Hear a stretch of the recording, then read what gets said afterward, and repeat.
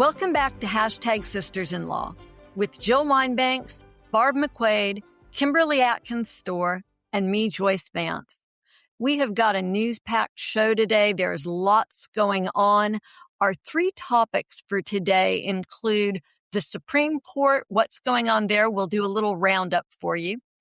The most recent news on gerrymandering and the fallout from the Supreme Court's decision in Callais.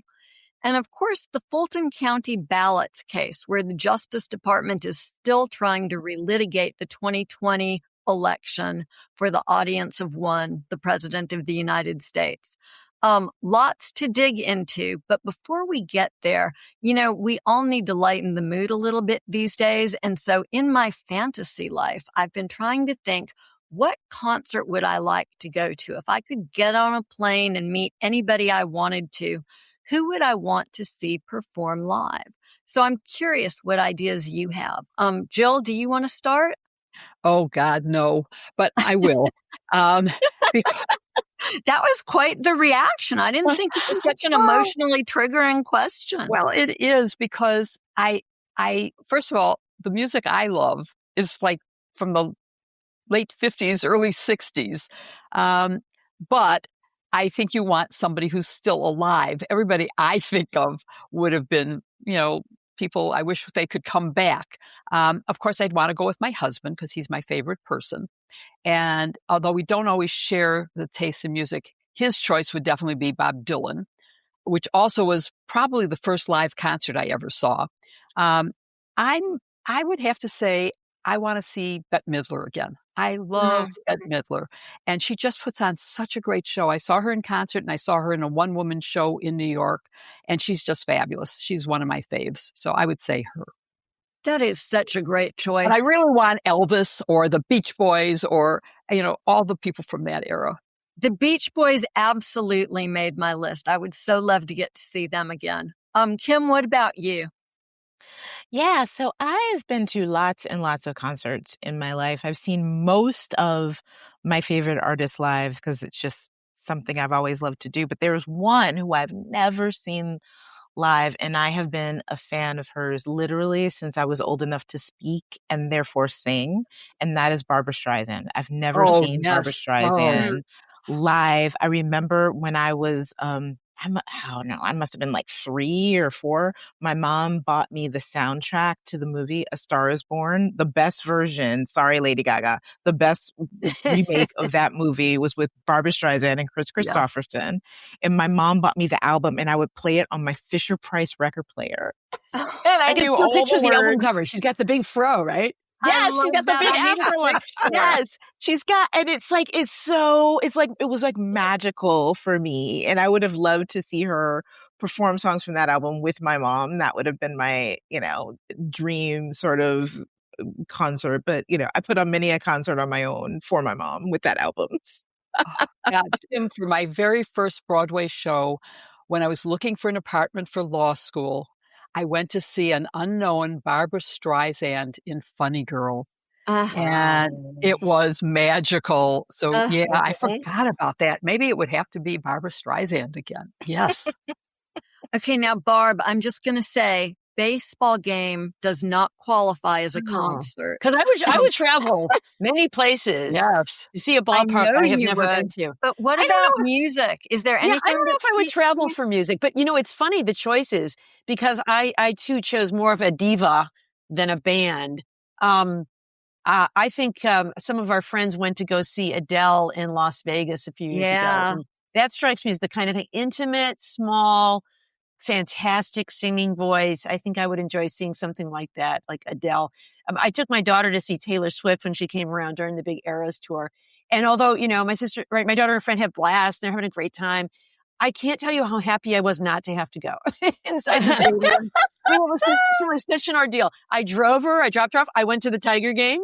The Tiger game ended before the concert. I sat at the counter at Buddy's Pizza with many other parents who were all also drinking water and waiting for their daughters to come out of the concert from at Ford Field. And then we drove home, and I was happy as a clam. Oh, that is so funny. Speaking of Adele, I'm with you, Barb, that I'm no longer the fan of big stadium shows. I feel like I've aged out of those. But the first time I saw Adele, it was right when her very first album came out and she was still a teenager. And I went to see her. DC people know what I'm talking about. The Six and I Synagogue, which is this tiny, little, small, like smaller than the places that we've done live podcast shows. That's the kind of place to see somebody like that. And it was just her and her guitarist. And the acoustics in that place and her voice were absolutely glorious. Must have been maybe 600 people tops in that room. Yeah, that's amazing. And That's the way to do it. So glad that I got to see her, because now never, right? Like she plays the Sphere and stuff. Like she's so big. But I got a chance when she was just a teenager, and she was so excited. It was her first time in Washington, D.C., and she was just a kid with this gorgeous voice. So I'm glad I saw her then, so I don't have to go see her in a stadium. You know, I think that those are always the shows that speak to you, right? Seeing somebody just before they get famous in a smaller venue. And I was trying to think who I would like to see. And I remember seeing REM right after I graduated from law school with one of my best friends, who he just loves music so much. And he was like, let's go see this little band called REM. I think that they're going to be good. And it was just sort of love at first sight for me. I've always been a huge REM fight, and I would love to go back to that minute. I guess we would now have to bring his wife and my husband, but as long as they behave themselves, that would be okay. But there was nothing like that pure raw music. And they played some of the songs acoustic. And it was just really wonderful. So, you know, I think right now we all need to relax a little bit and make sure we're doing things we love. If you guys take a trip down memory lane and have a fantasy concert that you want to attend, let us know about it. We'd love to see what you're thinking about too. And I'm going to have It's the End of the World as we know it in my head for the rest of the day. That could be our outro. I'm sorry, I did that to you, didn't I? Can we play that as our outro? Yeah, absolutely. Yeah, that'd be really good. Like a constant part of the little internal soundtrack in my head, that song. Yeah, that'd be a good outro. Reward the careful listener.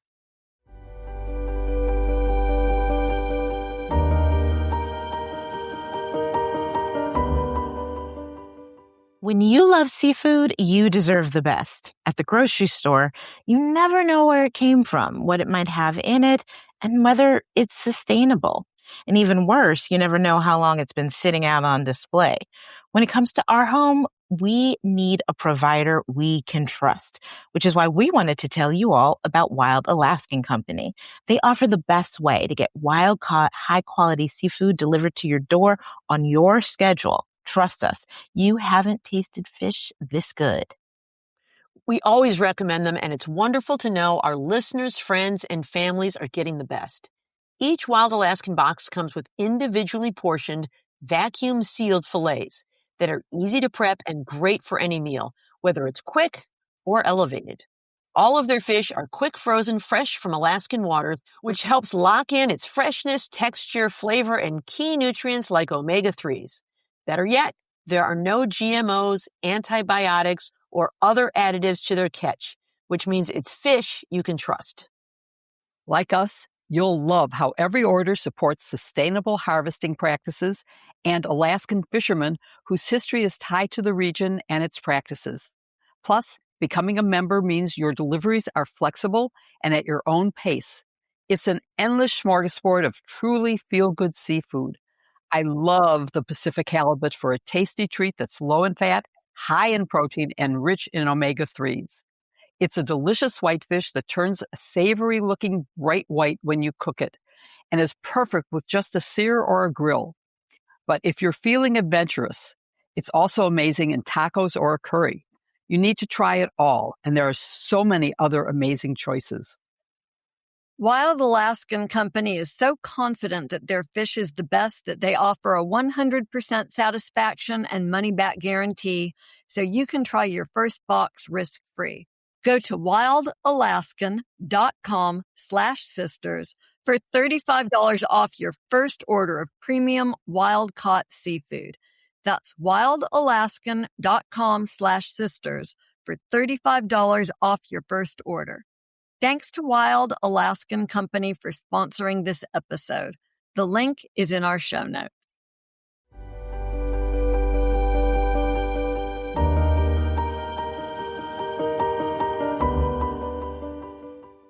Chief Justice Roberts gave the equivalent of Nixon's "I am not a crook" speech this week. It's been reported that he was defending the Supreme Court against charges of partisan rulings. And it was interesting to read a comparison of CNN's headline to Fox's headline that read, "Supreme Court Chief Justice pinpoints what Americans misunderstand about him and his colleagues."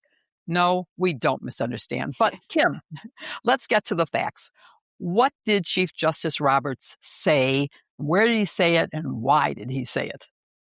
Yeah, so the Chief Justice was speaking at the Third U.S. Circuit Conference, which is where every now and again judges from appellate courts and trial courts in a certain circuit, attorneys who practice before them and others get together just to talk about the state of the law. It's very usual. I went to one last year where Justice Ketanji Brown Jackson spoke. It was the First Circuit. It's pretty common that Supreme Court justices speak to groups like this, but at this one, he spoke, and I admit I'm not sure if he was asked a question or if he made the comments extemporaneously, but he was talking about the public view of the court. And he said, quote, "I think at a very basic level, people think we're making policy decisions.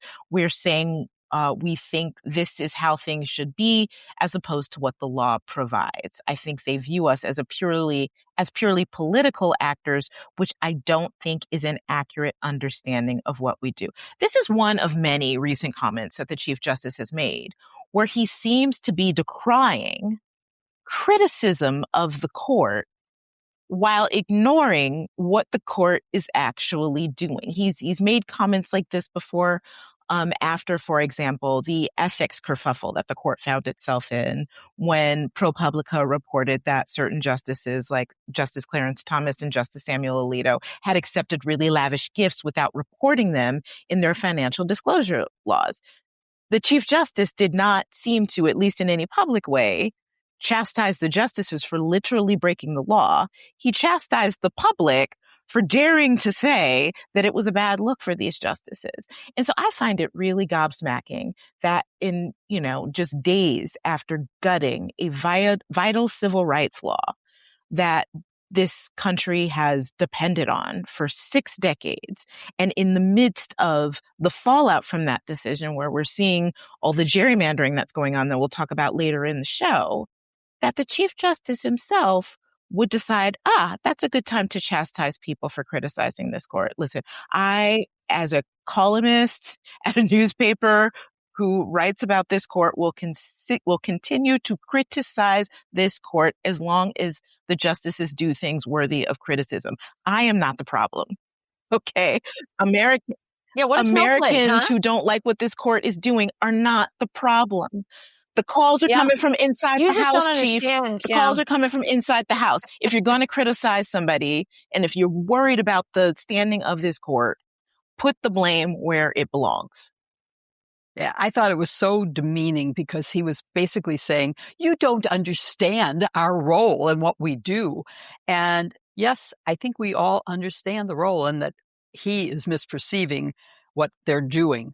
Can we just dump on him a little bit more? Yeah, because go ahead, it annoys me so much that when he wrote when the court is deciding Milligan, which is the Alabama gerrymandering case, he talks about how, the 15th Amendment, it was just a parchment promise until the Voting Rights Act was passed, right? Many years later in the 1960s during the Civil Rights era. He actually acknowledges that. And then he has the temerity to come up with this criticism of us for criticizing him when the court reverses precedent that has protected the right to vote like it's just doing nothing and we're supposed to just sit here and smile and be happy about it. And sorry, John Roberts, I ain't happy about it. Yeah, it's his more polite version of accusing people of having Trump derangement syndrome. The problem isn't me, it's you. Yeah, so true, Barb. In fairness, he did say, criticism is legitimate, but you're wrong on this one. And we aren't wrong. Facts are facts, and we're not wrong. And to make the decision in Callais even worse, the court then said, and it's going to go into immediate effect. Normally, it's 32 days from the date of decision before it takes effect. It gives time for people to ask for rehearing. So, Barb, explain, why we normally have 32 days and why it's so important that they did this and made it effective immediately. Yeah. So, this to me is a tell, because the normal process is to have this period of time. It gives the parties an opportunity to ask for rehearing. It gets a chance for the matter to become settled before it becomes effective. Instead, they waive that requirement and say effective immediately. And why that's consequential here is there's a little bit of a race against time to be able to change the districts in time for the 2026 midterms. And so I think that additional fact really makes it feel like this is all about giving Republicans the upper hand in the 2026 midterms, and not just, the normal course of business. We move at a slow and deliberate pace and we will fix this in due course. Instead, they're kind of breaking all the rules to make sure that this can be effectuated immediately in this upcoming election. And so I think that makes the criticism of the Roberts Court all the more justified, because it feels like they are putting a thumb on the scale for the Republican Party. And it's especially true because they don't do this in cases where the verdict was in favor of their not point of view. So when Biden won, for example, they would hold off implementation and delay it. So it really does, you're right, make it look really, really bad. And it has led to a sort of a spat between two justices, Jackson and Alito. And Joyce, can you talk about that a little bit, please? Yeah, it plays into what Barb was talking about. This is actually only the third time that the court has gone ahead and granted an application to issue the judgment forthwith over the objection of a party. So, 3 times. That's not the usual course of business. And the justices issued an opinion when they granted the motion. And so there's this back and forth between Justice Alito, who had signed off on the rushed proceeding, and Justice Jackson, who vociferously dissented. She says the court should have stayed on the sidelines and not gotten into the political fray. And really what she's arguing about, and she touches on it in the final paragraph of her dissent, is the so-called Purcell principle that says we don't make changes too close to an election, right? We're not going to sign off on anything that could confuse an election. And instead of using that principle here, as they have, I might point out, in cases where white voters were challenging decisions and they said, oh, nope, it's too close to an election, we have to wait to do anything. Here, it's the court itself granting this very unusual motion so that they can, as Barb said, race to bring Callais online in the states so that the states can go to work redistricting. And, it's really interesting. Justice Alito, in his opinion granting the motion, he calls Jackson's criticism insulting. And that, of course, is not the same thing as saying that she was wrong. And I thought I would just read you a couple of the sentences he wrote. He says, the dissent goes on to claim that our decision represents an unprincipled use of power. Yes, it does. Go Justice Jackson. And he continues, that is a groundless and utterly irresponsible charge. What principle has the court violated? Gee, I don't know. I think Justice Jackson told you in her dissent, but you don't respond. Alito continues. The principle that Rule 45.3's 32-day default period, that's the time we've been talking about that they normally wait before a Supreme Court case, is effective. He says the default period should never be shortened. The principle that it should never be shortened, even when there is good reason to do so. He's implying there's good reason here, just 3 times out of the whole universe of cases. And he says, what other principle, are we violating? The principle that we should never take any action that might unjustifiably be criticized as partisan. So he just asks a bunch of questions. He never responds to her criticism.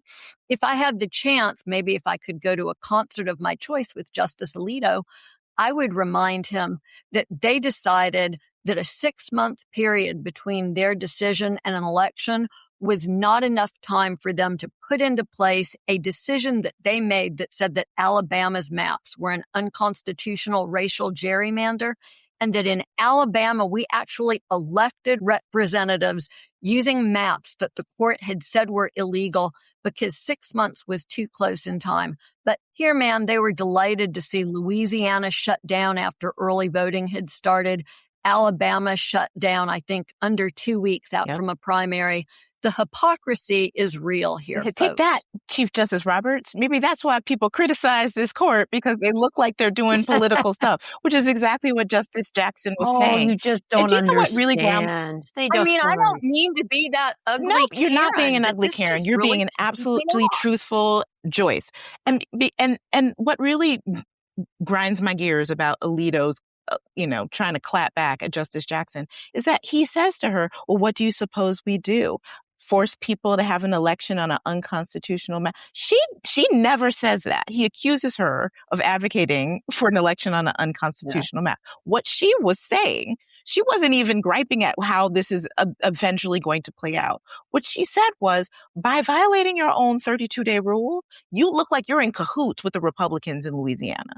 And that is a bad look, and that is terrible for this court. That's what she was saying. But that's what hurt. And another thing that surprises me, it did not surprise me at all that Justice Clarence Thomas joined in on Alito's little rant, but it did surprise me that Justice Neil Gorsuch did, because he's normally not that nasty, frankly. And so that just revealed something to me about Justice Gorsuch that I wish I didn't know.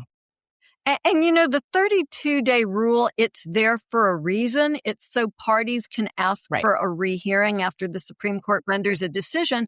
And no, they don't change their mind a whole lot of the time, but every once in a while, something comes up, a fact that they've overlooked or something. And so Janae Nelson, who argued this case in front of the Supreme Court, had actually let the court know that they would be seeking rehearing. And somehow they just disregarded that. I mean, she had put it in like the first paragraph of what she filed with them. Ignored it and went ahead and waived the 32-day period. It is some serious technical legal term BS. But John Roberts is mad at us. Yeah, I don't think any of our listeners will question what our opinion is here. I think we're pretty clear. But before we leave SCOTUS, there is one new thing this week that I think we have to at least briefly mention, and that's Mifepristone is back at the court. So, Kim, what's the issue this time?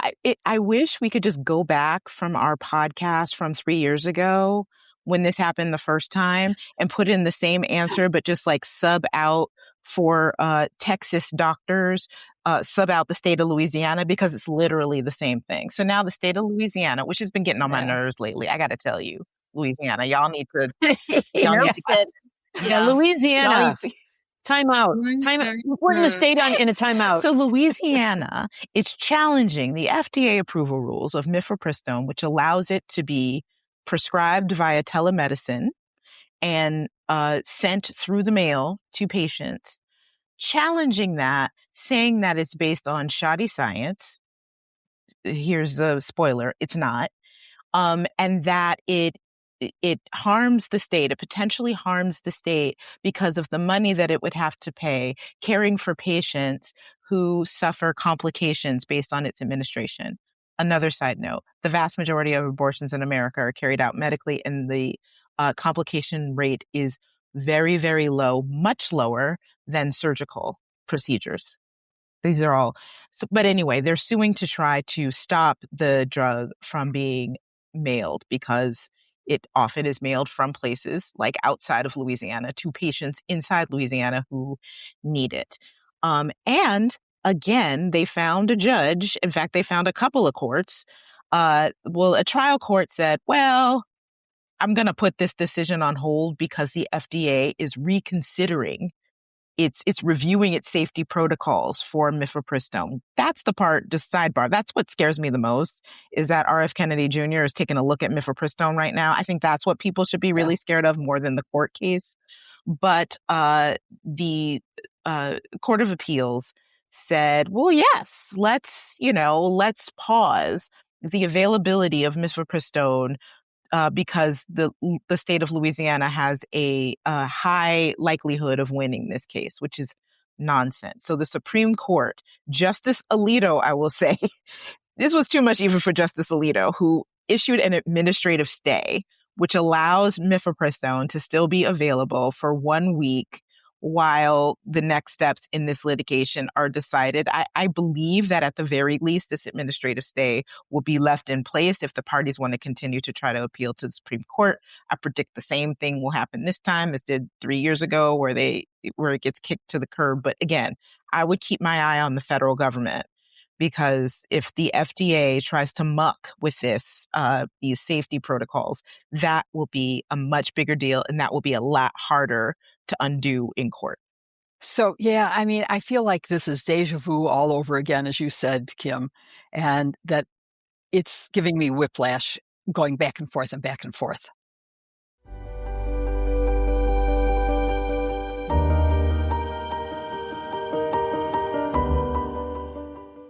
As the weather improves, it's time to escape the house and enjoy being out and about.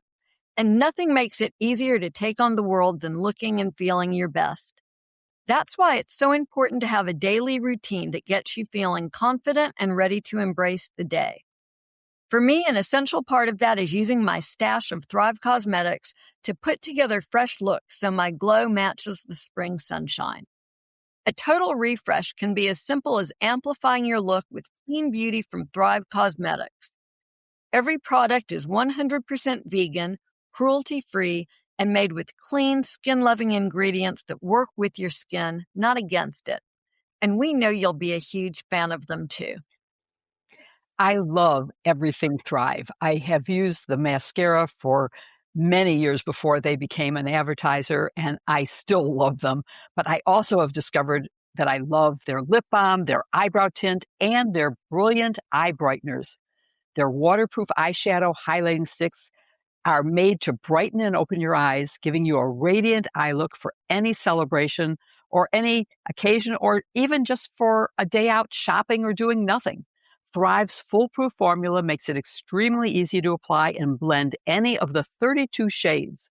And I've tried almost all of them because I love the colors. You can use as little or as much as you'd like to create whatever the look is that you're looking for.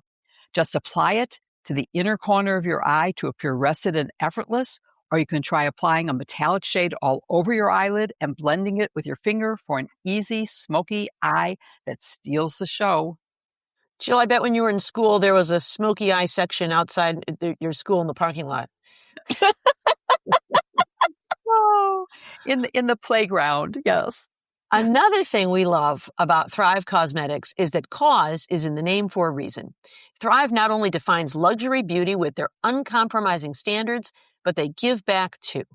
Every time you use Thrive, you're doing more than enhancing your glow. You're helping others shine too. With more than $150 million in product and cash donations to 600 plus giving partners, your purchase directly fuels real impact. Imagine making a difference in things like education, the fight against cancer, stopping domestic abuse, and more with every purchase. That's beauty with purpose. Don't wait. Amplify your spring look with Thrive Cosmetics. Go to thrivecosmetics.com/sisters for an exclusive offer of 20% off your first order. That's Thrive Cosmetics, CAUSEMETICS.com/sisters. And the link is in our show notes.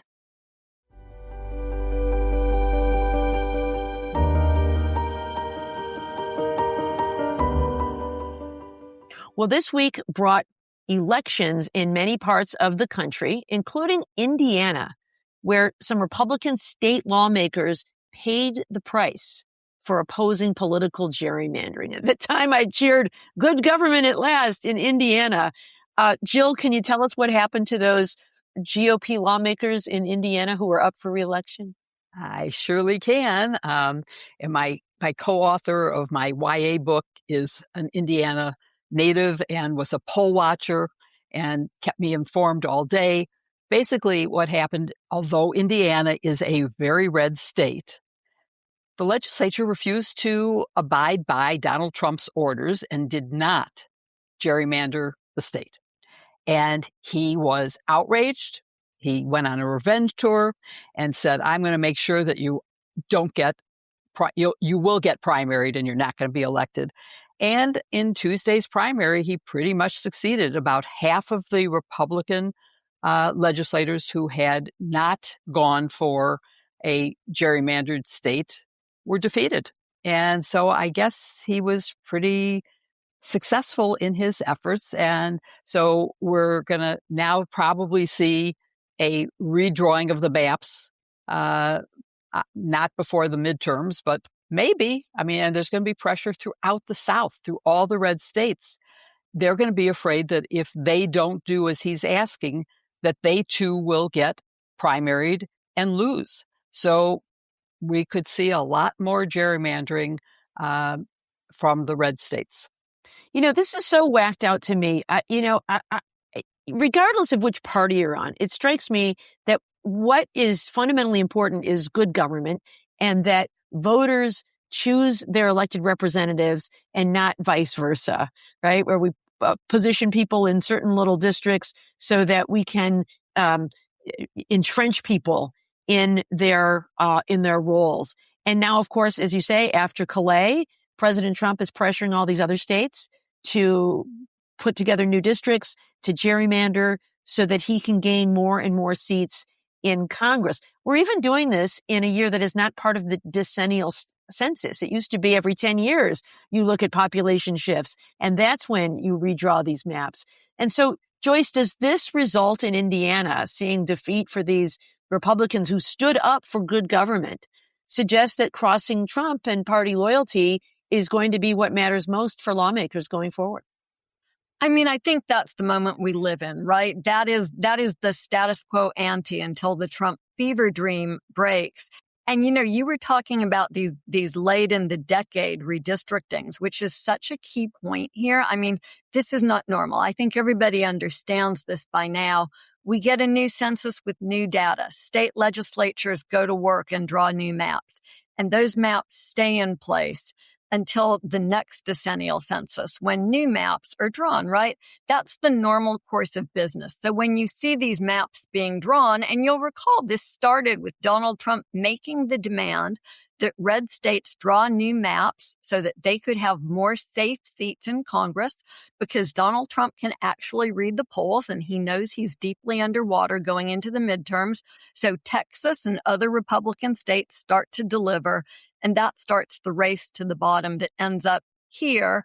And of course, as we've been telling you here at #Sisters-in-Law for this whole Supreme Court term, what Trump was having the states do might get a big assist when the Supreme Court decided Callais. And so now here we are in this really irregular moment. Some states even make it illegal to do this. In Tennessee, there's actually a state law that prohibits this sort of late in the decade change in maps. And that'll certainly be part of the litigation here. I say all that to suggest that there are norms surrounding drawing voting maps. And so for these Republicans in Indiana who were brave enough to part company with Trump and who paid the point of an electoral loss because they did that, these were folks who, I don't know, maybe they were standing up for good government. Maybe they were just being pragmatic and thought that voters would reward them, if not in this election, down the road for doing what was right. But I think it's a real moment for Republican lawmakers in states not just in the Deep South, but across the country. Do you do what's right, or do you do what Trump wants you to do? And that's the fundamental challenge that this party has faced for the last decade and absolutely flunked at virtually every opportunity. So I have little hope that they're going to do better. Yeah, well, and we're seeing Democrats kind of doing the same thing to say, well, I can't, what's the old phrase? I can't bring a knife to a gunfight or whatever it is. And so now we're seeing this kind of new normal of gerrymandering. So we get the Rucho decision in 2019 where the Supreme Court says, we, the courts, are powerless to interfere with political gerrymandering because that is a political question. And if legislatures want to draw their maps to favor one party or the other, who are we to say no? Justice Kagan writes, we're the Supreme Court. I love that. That dissent is one of the best Kagan dissents that's ever been written. Isn't it? She says it subverts democracy Barb, I want to just push back a little bit, though. I agree with you in the point that you're making. Gerrymandering is just a terrible thing. The problem that Democrats have faced is, do you just stand back and do nothing because it's difficult to save a democracy after you've lost it? And so what I've seen in places like Virginia and California is they've tried to do it delicately, using their gerrymandering as a shield, not as a sword, right? They're trying to defend against what Republicans have done. They've never started or initiating it. It's a partisan cesspool, right? Everything about gerrymandering is it's an just arms awful. race. But I think it is a real problem. If Democrats did nothing, Republicans, and not just Republicans, MAGA, Donald Trump, would take over this country as an absolute dictator. That third term in office he's been hinting at, that would become a reality. And so I'm sympathetic to why Democrats are doing this. But I think both things can be true. Yeah. I think redistricting wars are bad. I think war is bad. Also, when Russia invaded Ukraine, Ukraine wasn't supposed to just roll over. Obviously, but that still doesn't negate the fact that war is bad. I don't think that we can redistricting war our way. We can't win democracy through redistricting wars. I just don't think that that is the way forward to democracy. And I think you're both right. No, absolutely, Kim. I think redistricting is just a way of holding on to keep fighting for democracy another day, hopefully after the midterm elections. Yeah, I don't know. I really think that the way to have good government is to have good government. In Michigan, we've got this Voters Not Politicians Independent Commission that does the redistricting now, and it has members of the Republican and Democratic Party and independents, and they draw the lines, and they have rules about where they can draw them so that they can't favor one party over another. But as Joyce said, Kim, we've seen California voters vote to create new maps that will favor Democrats, and recently we saw Virginia create some new maps by voters to favor Democrats in Virginia. And just on Friday, a court in Virginia struck down that vote for redistricting. Do you think that will lead to like a patchwork of states, some where gerrymandering is permitted and encouraged and sought after and embraced, and other places where it's illegal? I mean, what do you make of kind of the big picture here? That's the problem. I mean, that's what I mean about redistricting wars won't save us. This is a big mess, and it's hugely undemocratic and disenfranchising to voters. So the Virginia decision by the Virginia Supreme Court said that this voter referendum that created this new map that would have tilted the state much more Democratic than Republican was unconstitutional because it didn't follow the rules of the state's constitution, whereas referendum votes are supposed to be more deliberate and take more time to allow for multiple sessions of the legislature to meet and stuff like that. I won't bore you with the specifics, but they basically said it violated the state's constitution. This isn't, by the way, something that the U.S. Supreme Court can take up for a number of reasons. One, it presents no federal question. Two, Rucho. This is a partisan gerrymander, and the Supreme Court ruled that federal courts can't even review that. So this is the final word in Virginia. But what I want to emphasize, especially when it comes to state legislatures, which is who are responsible for redistricting, is voters have more power with respect to their state government than even when we talk about what's going on in Washington. What Virginia can do is the legislature of Virginia can write a bill and pass a bill and have it signed by the governor, which creates new maps without having to push this through. Try to rush it through in a referendum, which frankly, I think, I was going to say that should have been what was done in the first place, but Virginia needed a Democratic governor first, which they only just got one who's brand new. So I get why that didn't happen before. They did it as this referendum so that it would basically be waiting on Governor Spanberger's desk when she got there to sign it into. But there is a way for state lawmakers to fix their map-making processes in the way that happened in Michigan, like Barb said. And the way to make that happen is for voters to tell them that that is what they want.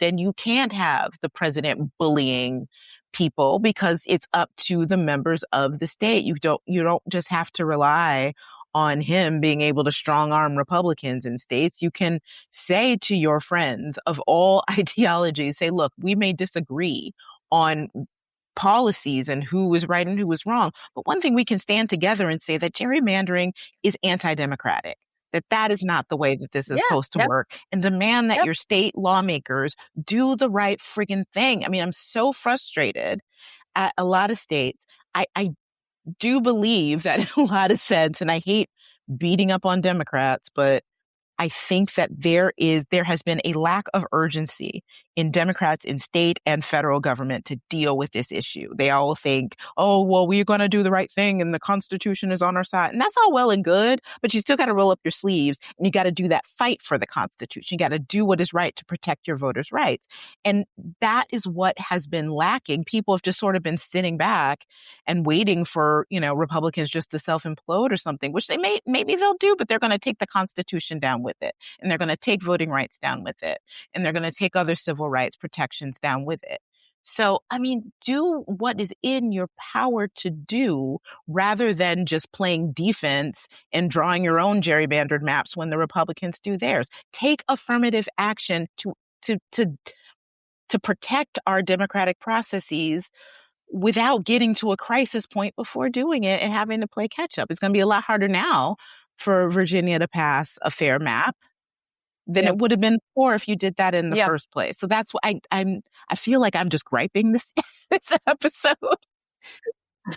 No, your gripe is fair. Like, come on, get it in together. Michigan, it was all done at a grassroots level by citizens called voters, not politicians, and they got the ballot initiative on the ballot and won, and it's now working, and it's really changed the way our districts are created and who they elect.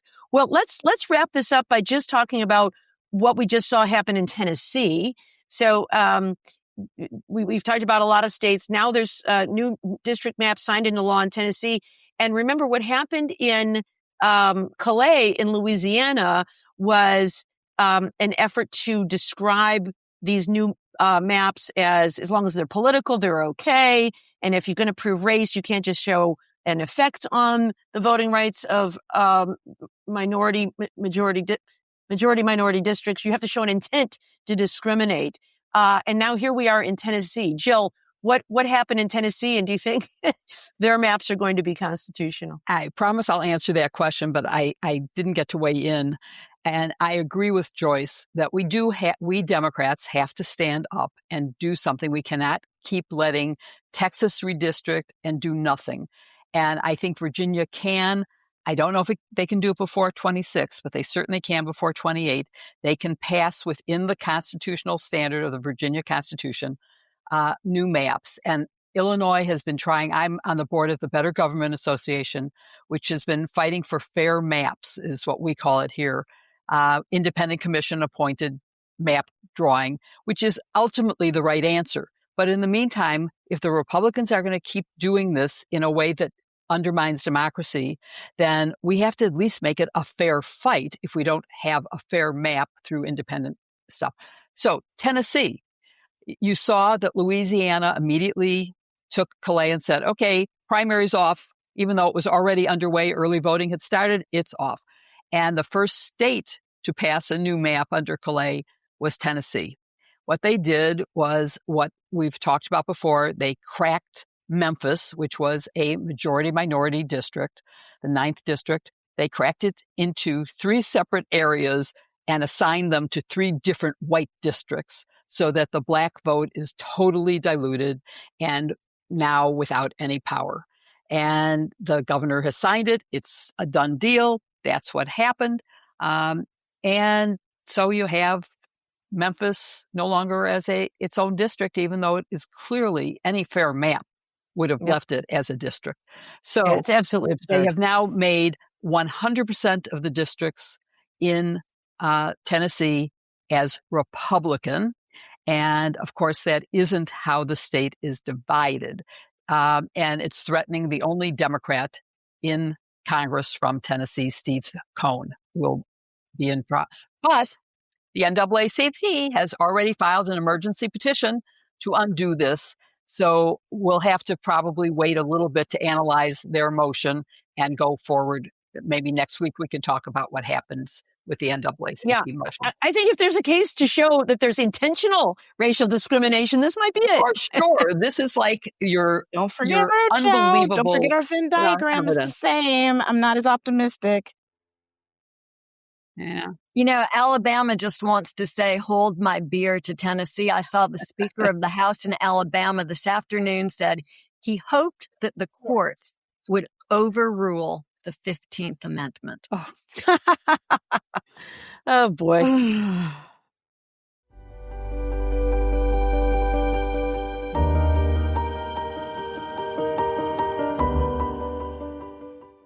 We love cats. And those of us who have them can't say enough great things about Smalls. You may think that the cat kibble in the grocery store is the way to go. I mean, it's right by the food you buy for your family, so it has to be good, right? Well, that's wrong. It's mostly filler, corn, and ingredients you can barely pronounce. So you should make the switch to Smalls like I have and give your cats the food they deserve. You know, when you switch to Smalls, your cats have so much more energy, their fur seems softer, and they just have a much more luxurious look. They seem happier. So if you're a cat parent, there's no better time to try Smalls than right now. Smalls fresh cat food is protein-packed recipes made with preservative-free, 100% human-grade ingredients that you'd find in your fridge. And it gets conveniently delivered right to your door. In addition to Joyce, they have so many outstanding reviews. One that stood out was Emmy L., who said that Smalls changed my cat's life, and I know she would be no longer here if it weren't for finding you, Smalls. She will be 20 in April. Wow. Lucky you, Emmy. Within 2 months of starting Smalls, she was like a kitten again. I'm not surprised. Cats use protein as their main energy source, and more protein means more fuel and sustained energy. Smalls fresh, gently cooked, preservative-free cat food gives them high protein and improved hydration for strong bones and toned muscles. Plus, a balanced diet leads to less shedding, fewer hairballs, and a more silky shine.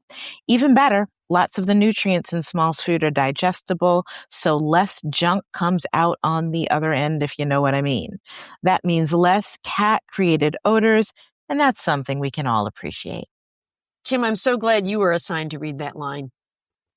After switching to Smalls, 88% of cat owners reported overall health improvements, and the team at Smalls is so confident that your cat will love their product that you can try it risk-free. That means they will refund you if your cat won't eat their food.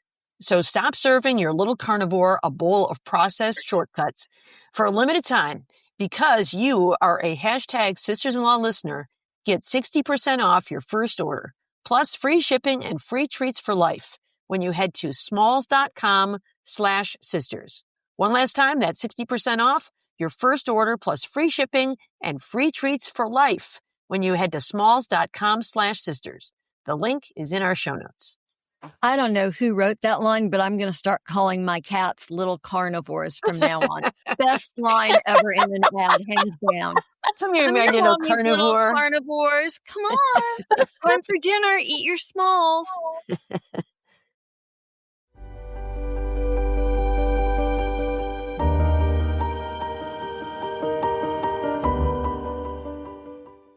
Delete Me makes it easy, quick, and safe to remove your personal data online at a time when surveillance and data breaches are common enough to make everyone vulnerable.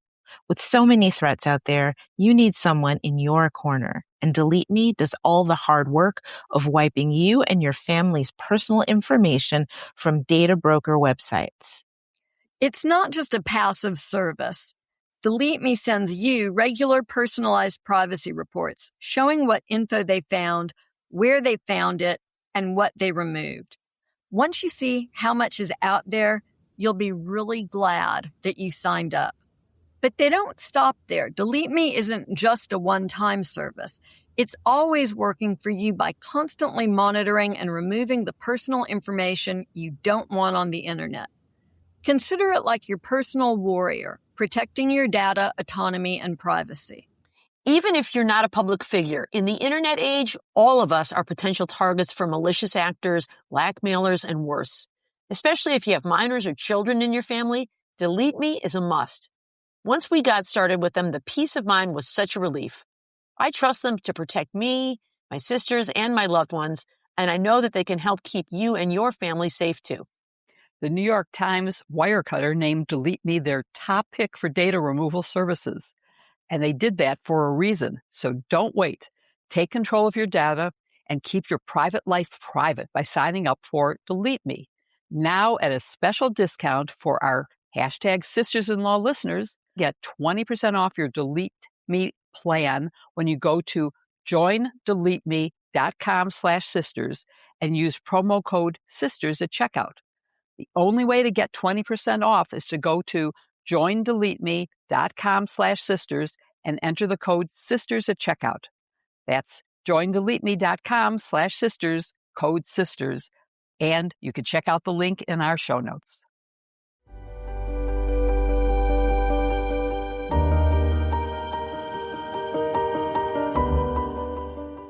Well, Wednesday, a federal judge ruled that the FBI does not have to return roughly 600 boxes of documents, which include ballots from the 2020 election seized from Fulton County, Georgia. Joyce, remind us why the seizure happened and tell us what U.S. District Judge J.P. Boulay ruled. And were you surprised?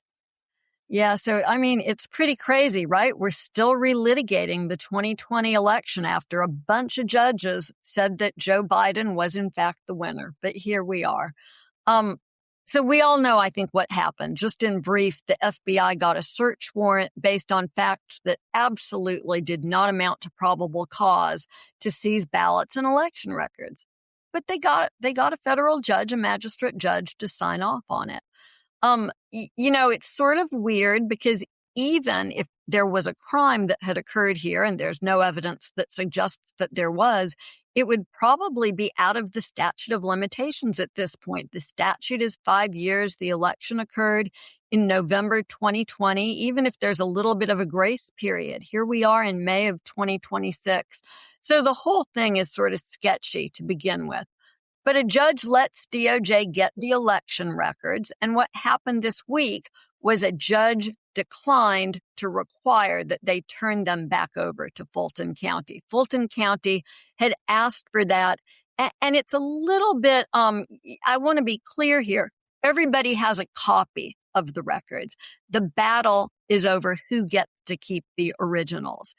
And so that makes it a little bit shocking that Fulton County, which by state law is required to maintain those records, isn't being permitted to keep them because there's really no basis for believing DOJ needs the originals. And the judge himself had pointed this out in an earlier order, sort of intimating that the parties should settle the case because DOJ wasn't entitled here. But something happened that made him switch sides.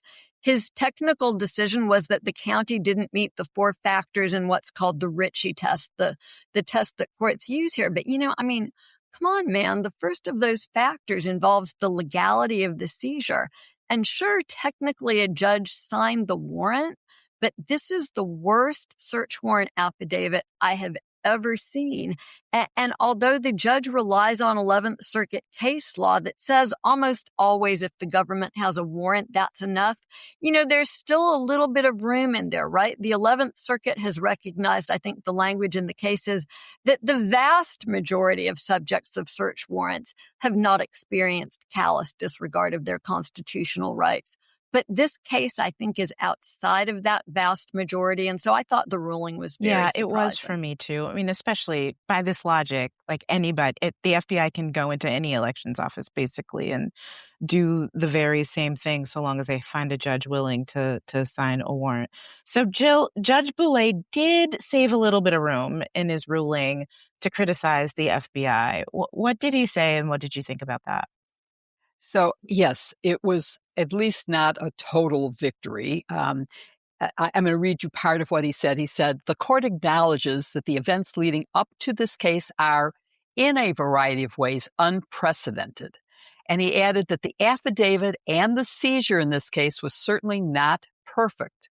Although, as we're talking about, he said that it didn't meet the high standards that were required to force the return. The flaws were insufficient, even though they were definitely there. Of course, Fulton County is going to appeal this, but it's clear, as Joyce said, this was a very bad affidavit. It was misleading. It was incomplete.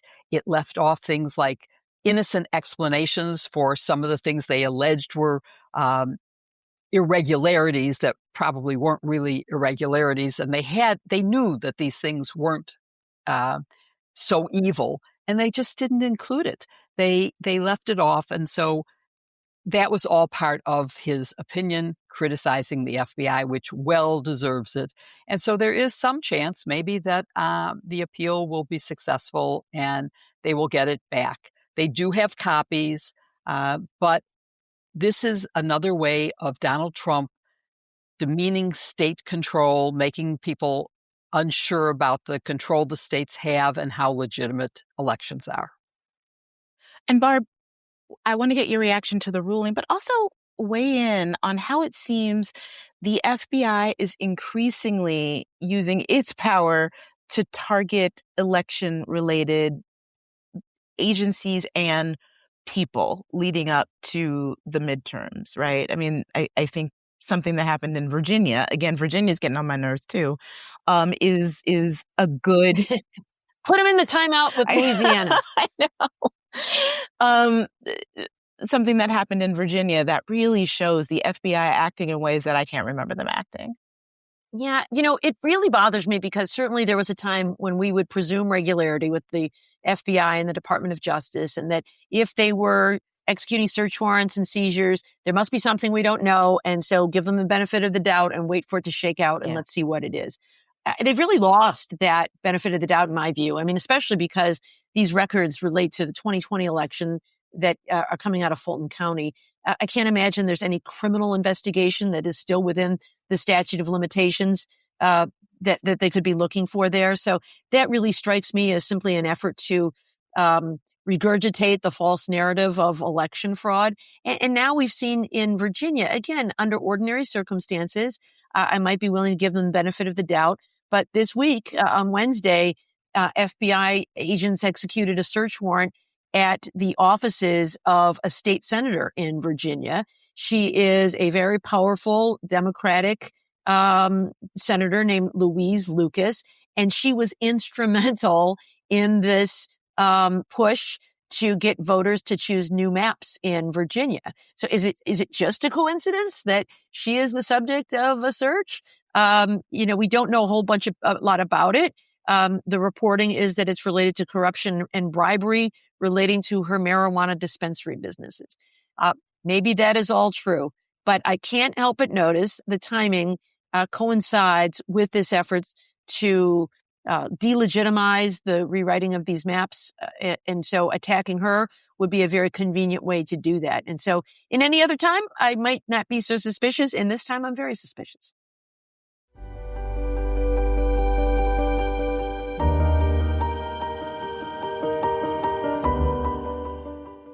Lately, we've been more intentional about what we wear day to day by leaning into pieces that feel effortless, comfortable, and still put together. Well, 2 out of 3 aren't bad in my case. It makes getting dressed simpler. That's why Quint has been our go-to. The fabrics feel elevated, the fits are flattering, and everything just works without overthinking it. They make it easy to refresh every day this spring with pieces that feel as good as they look. We love that Quint uses premium materials like 100% European linen, organic cotton, and ultra-soft denim.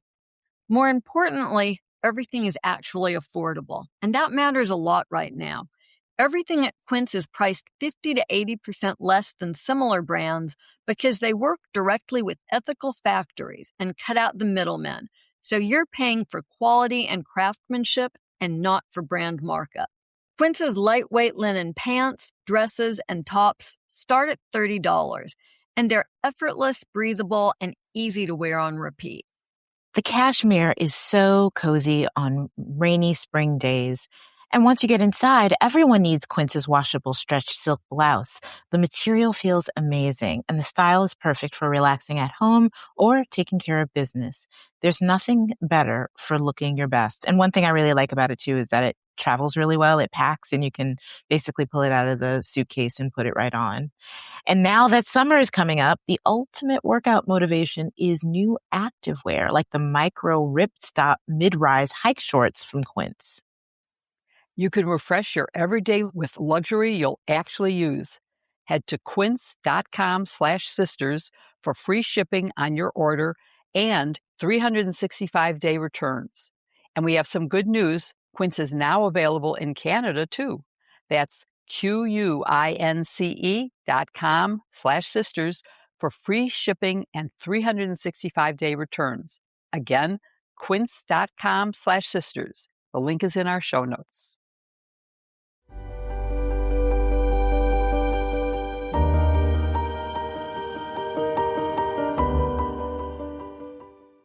If you've got a question for us, please email sisters-in-law at politicon.com or tag us on social media using the hashtag sisters-in-law. This is truly our favorite part of the show. We love answering your questions, and if we don't get to them during the show, we'll try to answer them during our new show, Sisters Sidebar, which comes out every Wednesday. It's all answers from us to your questions, so keep them coming. This week, we start with a question from Kathy in Signal Mountain, Tennessee. Seems timely considering the fact that we've been talking about Tennessee so much. And Kim, this one is for you, since Tennessee is on your list of annoying states. The question is a really great one. Kathy asks, why do you suppose the Supreme Court took so long to deliver the Callais decision? You know, I would add, Kim, there was so much speculation that this one would come in January. What do you think? Yeah. So first of all, I would like to say, Kathy, I'm sure you and where you live is lovely. I've been to Tennessee. I've had a great time in Tennessee. I love Nashville, so I criticize with tongue in cheek. And also my family comes from, Yeah. yes. And my family comes from Louisiana. So, it's not personal to y'all. It's mostly the people who are in some of your elected officials. I just want to be clear for that. But yeah, why did Callais take so long? I think that depends on your perspective, Kathy. I do know that there were people speculating that it might come as early as January because we're in a midterm year. But having covered the Supreme Court for over 20 years, I don't think that this was actually delayed. I think that normally, when you have very big, contentious constitutional questions that are taken up by this court, that are likely to lead to divided opinions, ideologically divided opinions, those are the cases that usually come the last week of June, right? So we got this decision in April. And if you look at it, I would think if the justices had all the time in the world, there would have been concurrences with people, from people like Kavanaugh or Barrett, like sort of giving their point of view as to why they joined the majority. You probably would have also had Sotomayor and or Justice Jackson filing dissents in addition to Justice Kagan's dissent. This is one opinion. It's not terribly long for Supreme Court standards when it comes to constitutional cases. There was one like little 2-paragraph crazy concurrence by Thomas and Gorsuch, who would have been like, well, I would have ruled that the Voting Rights Act doesn't apply to redistricting at all, And then you had Kagan's very strong dissent. And that was it. And that's why it came out in April, because the way that opinions happen is the court votes the day that they hear oral arguments. The Chief Justice in this case, since he was in the majority, assigns the opinion. He assigned it to Justice Alito. Alito drafts it, and it has to circulate among all 9 members of the court before it is finalized. And then Kagan, who was chosen to write the dissent, has to write and circulate her dissent to everyone, then give Alito. We saw Alito answering to Kagan's dissent. That's because then it gets circulated again so that the majority opinion, I mean, it's a time-consuming process to actually craft these opinions, which is why they normally take so long and why the most contentious ones come at the end of the term. I think, as much as I distrust this court, I think that it is a misconception that the court purposely delays it to sort of like drop a decision and get out of town. I think it's because they spent that much time going back and forth about their views on it. And so I actually was surprised that Callais came out when it did. I thought we were going to get it maybe May, and I wouldn't have been surprised if it came out in June. You know, I think that's such a fabulous explanation because sometimes we see demons everywhere where, in fact, as you explain, it's a reasonable process given how the court operates.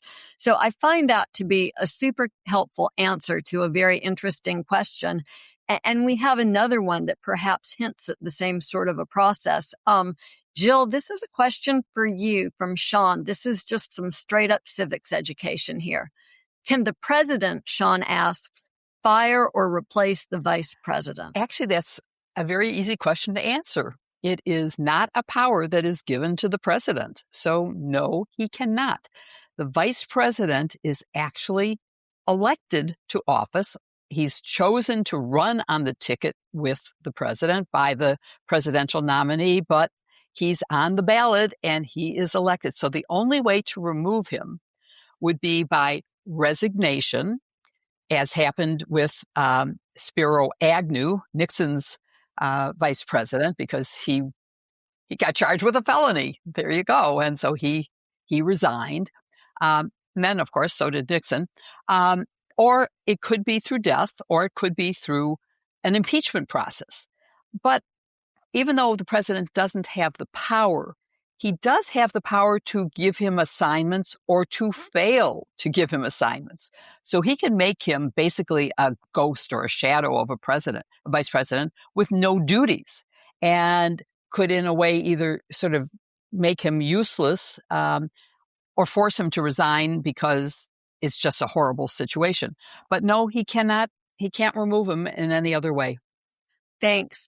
Last question, Barb, is for you from Nina.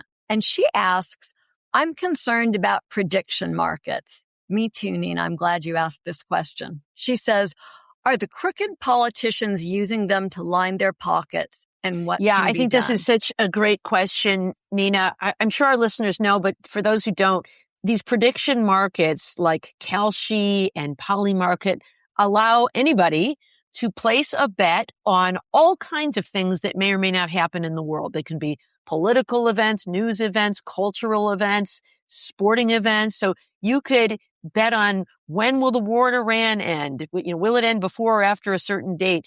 You can bet on who's going to win the Bachelorette this season, or Bachelor, or whatever's the hot show on the air. Whether interest rates will go up or down, whether certain weather events will occur, whether the pitcher's going to throw a curveball or a fastball at his first pitch of tonight's game.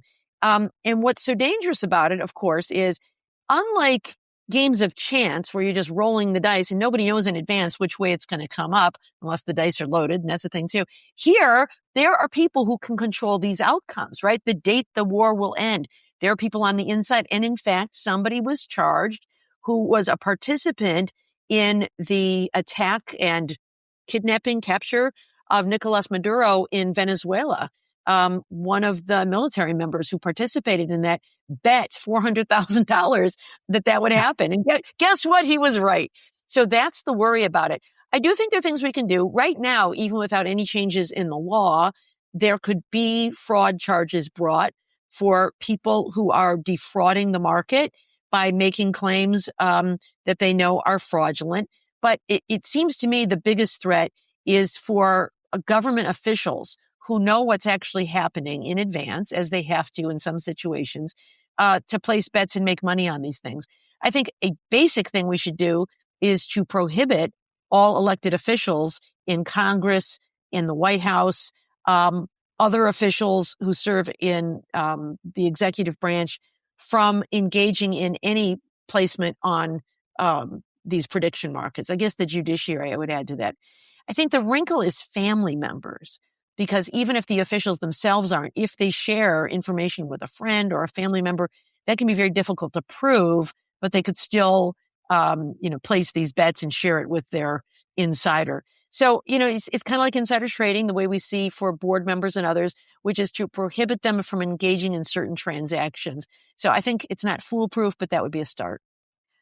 Barb, when you said judicial officers, I sort of gasped a little bit at the thought that judges could certainly, alter the betting field to make verbal bets if they wanted to. What a horrible thought.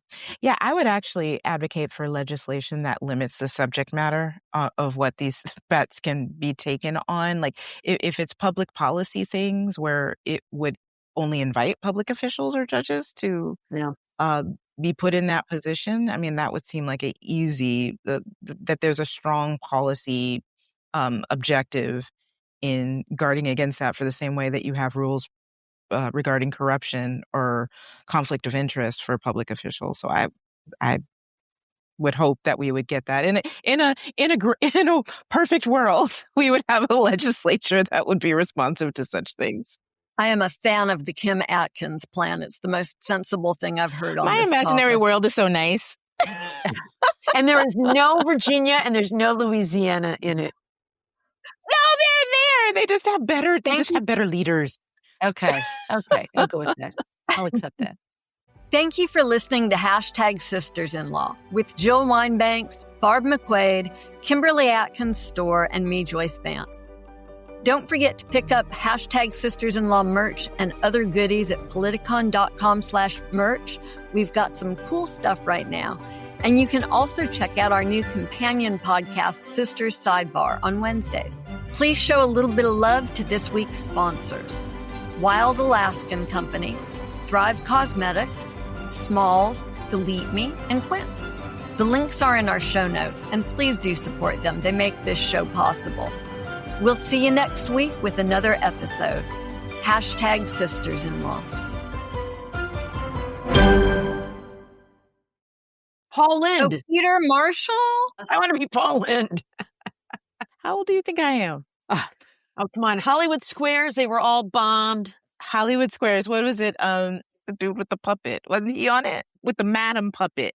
I'm thinking of Sherry Lewis and Sherry Lamb Chop. Lewis and Lamb. Yeah. Lamb Chop. Lamb No, Chop. Madam. I don't know, Madam. I know who Lamb Chop is. She was not on Hollywood Squares. This is the kind of content I'm here for.